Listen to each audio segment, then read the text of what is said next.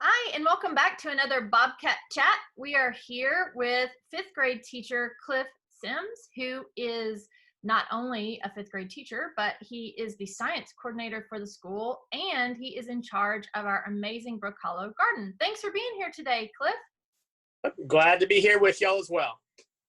So I'd like to hear a little bit more about the garden. How did it start? When did it start? And how did you become in charge of it?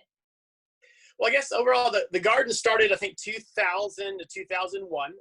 Margaret Danforth, fifth grade teacher there, began the gardens. They actually started off as two 4 foot by 4 foot gardens back behind where the old portables are currently still at right now.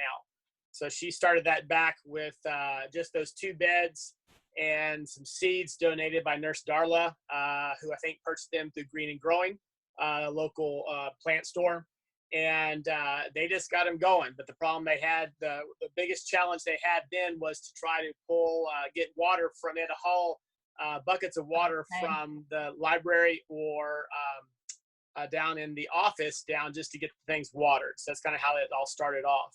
I see. Well, it sounds like it was a real team effort just to get the small garden going, and it was in a different spot than it's in today. Is that correct? Yeah, it's kind of moved around. It's in that used to be in that back north corner.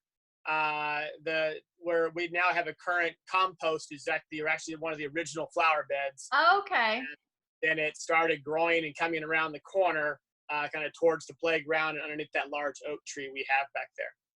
So having a garden at Brookhollow, what does this offer as far as outdoor experiential learning? I get asked that a lot, and I tell you, it's incredibly numerous of what it offers. We can go through, to start with construction skills for the kids.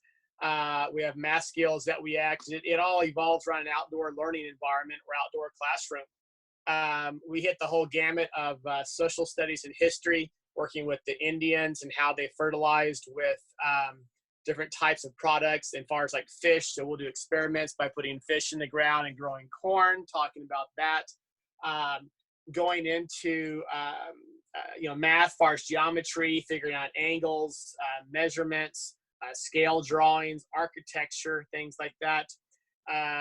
Get into even any numerous things of writing, as far as in journals, compare and contrast, informational text, and then finally even science. That just explodes on what it does from there. Life cycles, conservation, erosion. There's plant adaptations that we look at.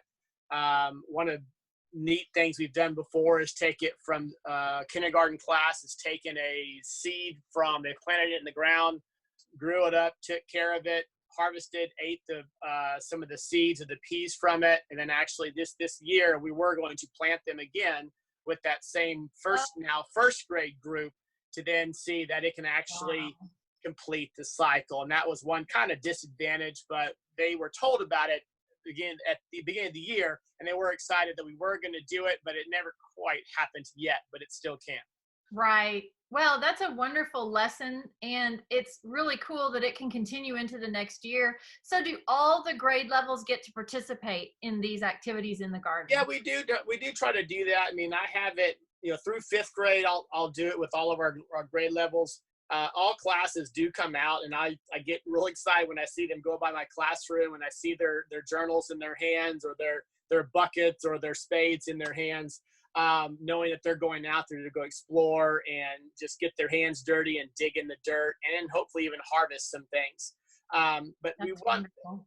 the plan is to get more and more involved with it and get even some future signage out there so that teachers will, at least if they're not familiar with what's going on out there, they'll be able to read some of the signage and then in turn know what's going on. It can tell the kids, or the kids can go out there and have a self-taught area as well.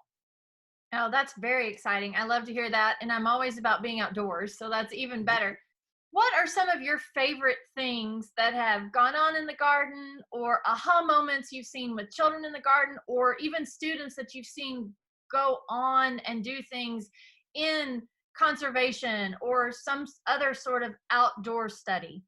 Well, I tell you, I could talk for hours on that. That's what is so neat about it. Because for one, the best memories are the kids going by the door, knowing they're going to be going outside, kind of listening, poking my head out if there's a question, and just hearing the oohs and the ahs and the excitement, and they're getting dirty.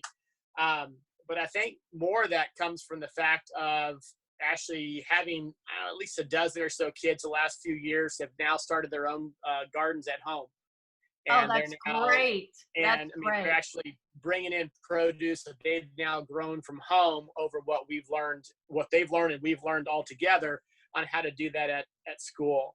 Coming up with, using organic methods at home, trying to get their parents not to, throw the kitchen waste out. They go back out and put it into a compost pile, and in turn, they're returning those nutrients back to the garden.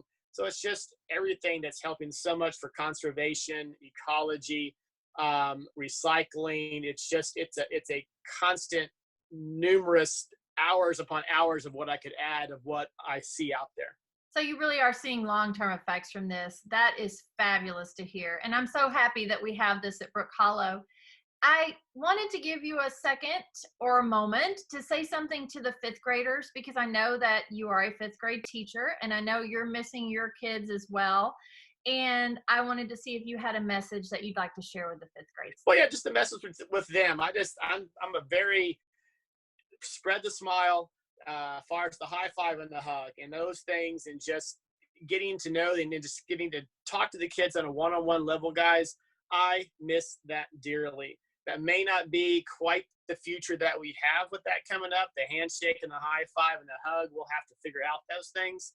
But guys, I just keep on doing what you're doing. Keep being kind and spread the kindness, spread the smiles when you don't have the mask on, and just keep on learning and just keep asking questions. That's the thing there. Always wonder, always ask, and you will go numerous places in life. That's wonderful. Thank you so much, Mr. Sims. You definitely are a great example of continuing to ask questions and finding out other answers and learning in multiple ways in life. So we really appreciate you being here with us today. Do you have any other closing comments you'd like to make? No, just I think at this point, just keep it going. Come out and visit the gardens if y'all can. It runs 365 year round for the last 20 years. So come on up with your parents, see what we got going on, partake in some of those harvesting the items as it grows, and let's just keep it going like it's been doing. Thank you so much to you and your family for all of the garden maintenance and for keeping this beautiful outdoor space looking so amazing at Brookhollow.